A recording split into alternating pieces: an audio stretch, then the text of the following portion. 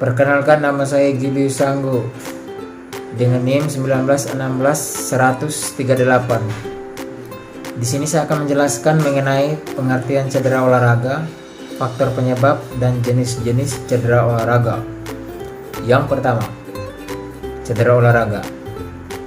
Cedera olahraga adalah segala macam cedera yang timbul pada saat latihan ataupun pada waktu pertandingan ataupun sesudah pertandingan.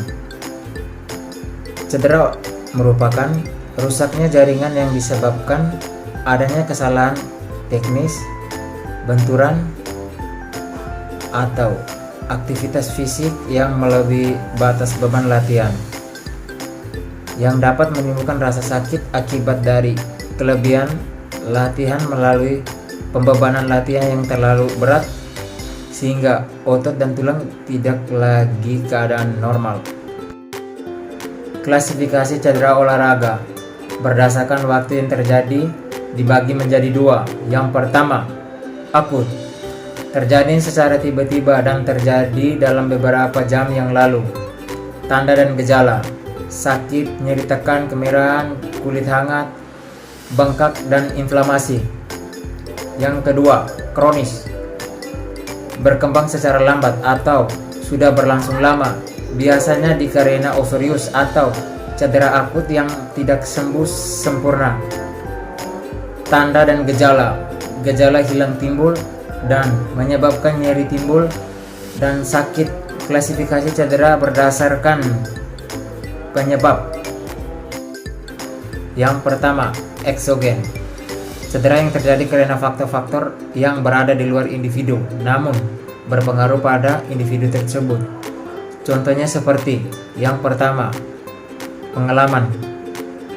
Bagi atlet yang baru terjun akan lebih mudah terkena cedera dibandingkan dengan olahragawan atau atlet yang telah berpengalaman.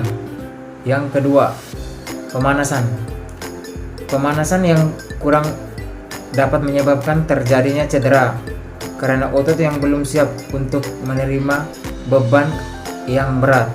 Yang ketiga, kondisi tubuh. Kondisi tubuh yang kurang sehat dapat menyebabkan terjadinya cedera karena semua jaringan juga mengalami penurunan kemampuan dari kondisi normal sehingga membesarkan potensi terjadinya cedera. Yang keempat, peralatan. Peralatan untuk pembelajaran olahraga harus dirawat dengan baik karena peralatan yang tidak terawat akan mudah mengalami kerusakan dan sangat berpotensi mendatangkan cedera pada siswa yang memakai. 5. Cuaca. Cuaca yang terik atau panas akan menyebabkan seorang mengalami keadaan kehilangan kesadaran ataupun pingsan, sedangkan hujan yang deras juga akan menyebabkan tergelincir ketika melakukan aktivitas di luar lapangan.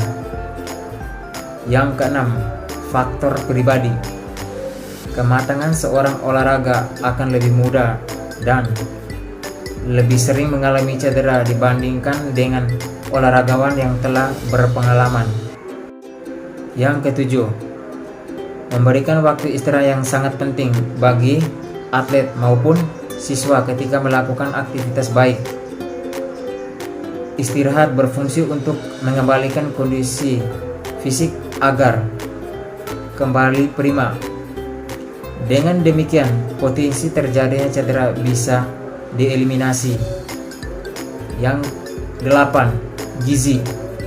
Gizi harus terpenuhi secara cukup karena tubuh membutuhkan banyak kalori untuk melakukan aktivitas fisik. Cedera terjadi karena rangsangan pengaruh yang berasal dari dalam individu. Contohnya seperti yang pertama, umur. Faktor umur sangat menentukan karena sangat terpengaruh kekuatan serta kekenyalan jaringan. Yang kedua, kondisi fisik. Kondisi fisik yang kurang sehat dapat menyebabkan terjadinya cedera karena semua jaringan juga mengalami penurunan kemampuan dari kondisi normal sehingga membesar potensi terjadinya cedera. Yang ketiga, gaya hidup. Gaya hidup atlet yang tidak sehat dapat mempengaruhi kesehatan fisik sehingga dapat mempengaruhi besarnya untuk terjadinya cedera ketika berolahraga. Yang keempat, jenis kelamin. Jenis kelamin berpengaruh juga terhadap terjadinya cedera. Yang kelima, kelainan anatomi. Kelainan anatomi merupakan kelainan yang fungsi tubuh yang terjadi sejak lahir. Hal ini bisa menjadi penyebab terjadinya cedera olahraga. Yang terakhir, jenis-jenis cedera. Yang pertama, memar atau contusio. Memar merupakan cedera yang disebabkan oleh benturan benda keras pada jaringan linak tubuh. Pada memar, jaringan di bawah permukaan kulit rusak dan pembuluh darah kecil pecah sehingga darah dan cairan seluler merembes di jaringan sekitarnya. Kram otot. Kram otot merupakan kontraksi otot secara mendadak dan tanpa disadari. Kram otot terjadi karena letih atau karena kedinginan dan dapat pula karena panas. Dehidrasi, trauma pada otot yang bersangkutan atau kekurangan magnesium. Yang ketiga, lepu atau blister. Lepu merupakan timbulnya benjolan di kulit dan di dalamnya terdapat cairan yang berwarna bening. Lepu terjadi akibat pengguna peralatan yang tidak pas, peralatan yang masih baru, atau peralatan yang lama seperti sepatu yang terlalu kecil. Yang keempat, perdarahan pada kulit atau lecet. Perdarahan pada kulit atau perdarahan eksternal adalah perdarahan yang dapat dilihat berasal dari luka terbuka. Cedera dapat juga merusak dan menyebabkan perdarahan. Yang kelima, strain.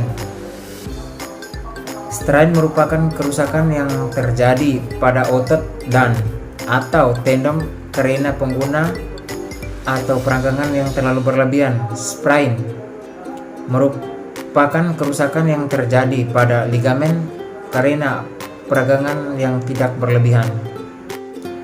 Yang keenam, sprain. Sprain merupakan kerusakan yang terjadi pada ligamen karena peragangan yang berlebihan. Yang ketujuh, dislokasi. Dislokasi adalah terlepasnya sebuah sendi dari tempat yang seharusnya. Dislokasi yang sering terjadi pada olahragawan adalah dislokasi bahu, sendi panggul.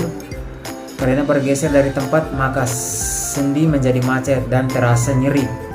Sebuah sendi yang pernah mengalami dislokasi ligamen akan menjadi kendor. Akibat sendi itu akan mudah mengalami dislokasi kembali. Yang kedelapan, patah tulang atau fraktur. Patah tulang adalah suatu keadaan di mana tulang yang mengalami keretakan atau pecah atau patah, baik pada tulang rawan maupun tulang keras.